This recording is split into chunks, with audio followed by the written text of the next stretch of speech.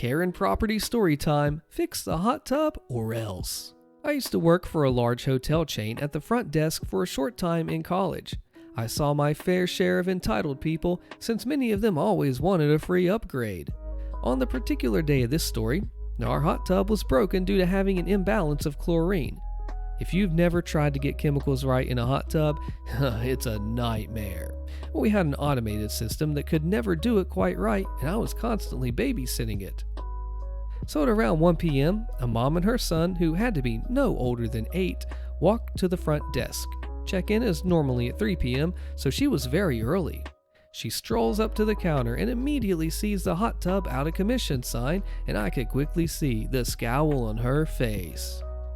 I say, "Hi ma'am, welcome to the hotel. How can I help?" She cuts me off. "Is your hot tub really broken?" Yes ma'am, my apologies." "Ugh, that's ridiculous. Why didn't you say that on your website?"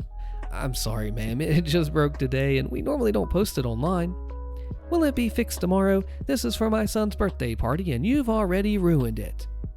I've no idea ma'am, I'm sorry. Also, the hot tub's not recommended for children under 10. I figured it would make her mad, but my manager was pretty strict on no little kids in the hot tub for skincare reasons. Higher temperatures in a chlorinated tub can cause kids to get rashes easily, and we had to comp a previous stay for that very issue a few weeks back. She scoffs and says, "My son loves his hot tubs, and this was his special treat on his 9th birthday.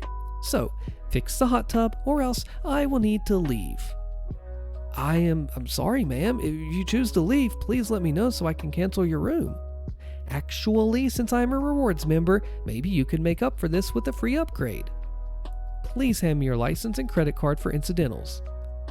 I pull up her room and note that there was not only no rewards under her name, but she had booked through Expedia. If you haven't worked at hotels, then you might not know that hotels booked through third-party websites are not treated as highly as direct bookings. It's dumb, but not my policy. "Hey, I'm sorry ma'am, it looks like you booked through Expedia, and due to that I just cannot upgrade you as you locked in your room type, even if you are a rewards member. My apologies." "Ugh, what? I've stayed with this brand for years and this is how you reward me?" "I'm very sorry ma'am. Just give me the keys. I'll go talk to your manager later. My son needs a nap." "I'm sorry ma'am, your room's not ready yet." "Can you do anything right? Your manager, now." My manager took her aside and talked to her for quite a while. Eventually, my manager gave her an open room and she left. I asked her, my manager, what she demanded, and of course, the lady wanted a free night by citing the guarantee of our hotel brand. She told the lady that, unfortunately, that 100% guarantee was only for direct bookings, and if she wanted a free room, she needed to contact Expedia. She accepted the ready room, slightly smaller, so that she could call Expedia. I hate when parents try and hide behind their kids' birthdays for free stuff, and this mom was no exception. Karen does not own the property of the hotel. She is a guest getting a service paying that hotel. And if it's broken, I am sorry, it sucks, but your kid shouldn't even be there anyway. I mean, I have a kid, and no. What would you do in this situation? Some backstory before I share the text messages that really make this great. PSA, this story is long because it contains messages, but the drama is worth it. This officially started because my grandmother-in-law really wanted to see my newborn son. My grandmother-in-law over the years has started to show signs of what I believe is dementia and doesn't make the best judgments. I've also realized she can be emotionally manipulative and has been way before she started to show signs of not completely being there. I won't go into too much detail about this, just trust me when I say she's overall not a great person, but she's still my husband's grandmother and I would never have done anything to upset her. Now, after about 2 months, my grandmother-in-law has really been pushing to see my son. Both me and my husband were hesitant about this because she's been very sick recently. On top of that, she has a history of being sick but not telling anyone that she is until after the fact. So, for example, like a family gathering. When I was super pregnant, we were invited to Thanksgiving at their house, and I declined to go because I was getting induced the next week, and if I got sick, they would have pushed it back further. My grandmother-in-law promised she was fine, but I didn't feel comfortable with it and stayed home. Not even 2 days later, she told mother-in-law that she was very sick and wasn't feeling great, even at Thanksgiving. all relevant to why I didn't want her to see my son yet, as we are still deep in RSV season and he had just gotten his first round of vaccines.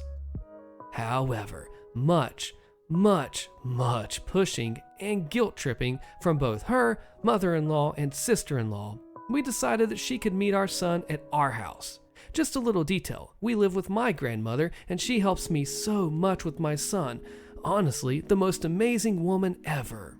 We decided that if grandmother-in-law was going to come over, we were going to set boundaries to make sure our son was safe and to have our own peace of mind. The boundaries were that we weren't comfortable with grandmother-in-law holding son, but would love for her to finally be able to see him. I specify this because some people see it was wrong that we would exclude her from holding son, but we specified this to everyone before she came over, and grandmother-in-law agreed with it. Remember, she has continuously been sick and won't tell anyone she is, and when it comes time to see son, no way in heck was she gonna cancel if she felt ill. On top of this, we said she needed to wear a mask and take a COVID test beforehand. The day that she came over, we received a text from my mother-in-law that she was also coming with my grandmother-in-law and asked what time they should arrive. Mother-in-law has been to our house a few times, so it wasn't a huge deal, but I realize now it wasn't the best idea. They walk in, and grandmother-in-law shows my grandmother the COVID test, not us, but whatever, and proceeds to stuff the mask she was holding back into her purse. At this point, I'm kind of over it, but I just smile and talk to her for a little bit before going back to the kitchen while my husband took the dog outside to use the bathroom.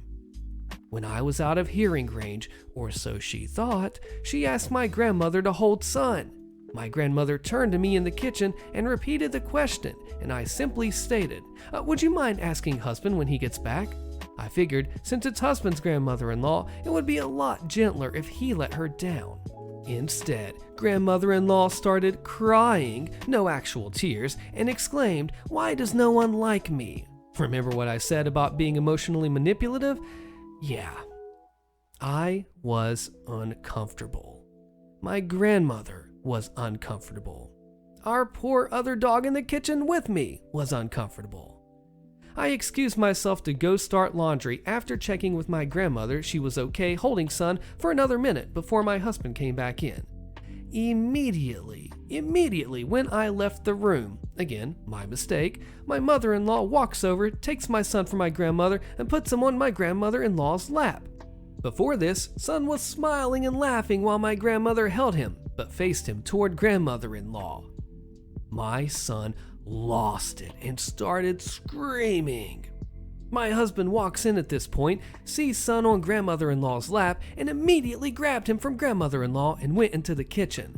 My mother-in-law was shocked and made a snide comment of, "Oh, so no one gets to hold son today." Then they both left soon after, and my grandmother apologized profusely for the situation when I found out. It definitely wasn't her fault at all. Now comes the real dramatic part. 3 weeks after what I will now call the incident, my mother-in-law has been calling husband, and we explained to her that we were upset with how that happened. She didn't grasp what she did wrong, and the conversation ultimately went nowhere. Another week and more calls. Here's where the text messages come into the story.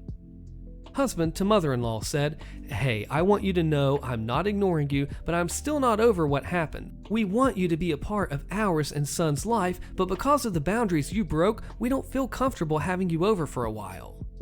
Next week, sister-in-law to husband, "Hey, want to do dinner at mom's on Saturday if y'all aren't busy? I want to see son." Husband says, "No, mom still hasn't even tried to talk to us after her and Nana came here." The next day, sister-in-law to husband says, "Hey, what's the deal with mom and Nana? Something's been off since that day they came over there. Y'all have been distant. I just want to know what's going on." Husband says, "I already talked to mom, but me and OP decided that we aren't comfortable with mom coming over for a while because she broke boundaries. It's important to us because we did discuss beforehand what we expected, and son's health is more important than anything." Sister-in-law replies, "Oh, okay, but what boundaries were broken? I'm confused. She wasn't sick or anything. She'd been around son before that day that they went over there." What happened specifically that day that made y'all feel uncomfortable, other than Nana not wearing a mask? We already told Mom about it, don't worry. The next day. Side note, my postpartum depression has gotten extremely bad and in-laws were starting to be a little much on Facebook, so I took them off. Sister-in-law to husband said, "Why did OP unfriend me and Mom on Facebook? Stepdad just called and said Mom is bawling her eyes out over this whole situation. I don't know what the deal is, but I hope you realize what y'all are doing to the family. I'm not trying to be in the middle of anything, but Mom and Nana feel like they can't talk to you or OP. What's the deal? This crap can't go on forever. Y'all need to work it out." Husband says, "Like I said before, we already talked to Mom about it. You said you weren't going to choose sides and it seems you already have. Please stay out of it." OP unadded everyone because she has way too much going on and doesn't want to be in the drama. We never said Mom wouldn't see Son again, but we still need time. Son is our son, and Mom and Nana broke a boundary that we set even before Son was born. Even if someone in OP's family did the same thing, it would be the same outcome. We were hesitant about Nana coming over at all because of exactly what just happened. The next day, and after a phone call with sister-in-law where sister-in-law said OP was causing all the drama. Husband says, "After that conversation, me and OP have talked and decided we feel you need to completely stay out of everything going on. We understand you're trying to defend Mom and be a messenger, but you have more than likely have unknowingly taken her side in this when there is no side. We are Son's parents, and we get to decide who does and doesn't see him. We aren't going to keep going in circles on what boundaries are because we have already stated multiple times what they were. What matters now is that Mom and now you can't respect that we need time to just move on from the situation. No one is trying to start drama, but by dragging more people into this, like Dad, you are in fact causing drama and we don't appreciate it. In case you forgot, we were very hesitant on Nana seeing Son for the very reasons that happened. Not only did Nana ask to hold Son when both OP and I left the room, but Mom then took it in her own hands to hand Son to Nana. We already stated that we were concerned for Son getting sick and we weren't comfortable with her holding him, but that wasn't good enough for them. Son is not a toy. We aren't mad at them, but the situation, but you have nothing to do with it. It doesn't matter, you are the messenger. You can still come and see Son whenever you want, but we need time away from Mom and to process the situation." Sister-in-law says, "Okay." In case you're wondering, yes, sister-in-law did kind of come out of left field. I received comments that we shouldn't have just let this continue and just ignore sister-in-law, but we genuinely wanted her to just understand why we were upset and we would really like her to not get involved. I was starting to feel like maybe I was just a witch and posted the text messages, names hidden of course, to a Facebook group called Monster-in-Laws. Not even a few hours later, and I received a text from sister-in-law with screenshots of the post and question marks.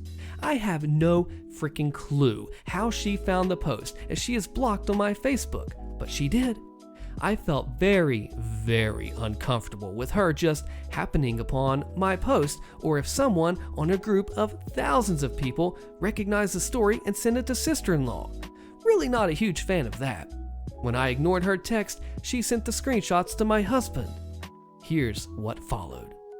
Husband to sister-in-law says, "Can you just mind your own dang business? You have done nothing but stir the pot. OP has had nothing but problems since Son was born, and honestly, the last thing she needs is this. I don't know what kind of resentment you harbor toward her, or why you even do, but you've hated her since we got married. Guess what? You're going to have to deal with it. OP and Son are my family now, and they come before anything. I won't let you or anybody act this way toward us. Decide if this is worth having a semblance of a relationship with us. I don't give a crap at this point, because honestly, I have zero interest in ever talking to you again." Sister-in-law to husband says, "I haven't done anything. I've just been the messenger in this whole situation. If that's what you want, then fine." Shows OP's true character. I forgave OP for what she did to you. She's always assumed I've had it out for her, but I haven't. You don't understand how much you've affected and hurt our family. OP caused all of this. I wasn't the one asking to see Son. I was sticking up for Mom and Nana. They felt like they couldn't say anything to you because they didn't want to upset you. I chose to be the messenger in this whole situation because I actually care and love my family. You've done irreversible emotional damage to Mom and Nana, And now me. I hope you realize that, and I wasn't the one starting drama. If you don't ever want to talk to me again, then fine. So be it. Don't come back around later saying, I told you so. But because I've done nothing but try and be nice and accepting toward OP, and all I get is this. But if that's the life y'all chose to live, then go ahead. OP is never like me or Mom, or any of our family for that matter, and it said it comes to picking sides. Don't call me a pot stirrer because I've done nothing wrong. I've only told the truth, and sometimes the truth hurts. Getting mad and unfriending me and blocking me also doesn't solve anything. Tell me where I've gone wrong in this situation. Please, I was only looking out for Mom and Nana because it hurts me to see them so upset. This is not guilt-tripping you, this is just the honest truth. I haven't done anything wrong, yet I'm causing drama because I'm the only one not afraid to shoot you straight. Husband replies, I'm taking my wife's side. Like I said, it's sad you feel like you have to pick a side. We're adults, and y'all are married. When you get married, you don't pick sides. Am I wrong? Please tell me what I did wrong. Honestly, this could have been over with the first text to mother-in-law. Husband and I just needed a week or two to feel comfortable having them over again, and instead, sister-in-law made it worse. Karen thinks she owns my property. I make her regret messing with me. Click the video on your screen. You don't want to miss a fallout of this one, and I'll see you there.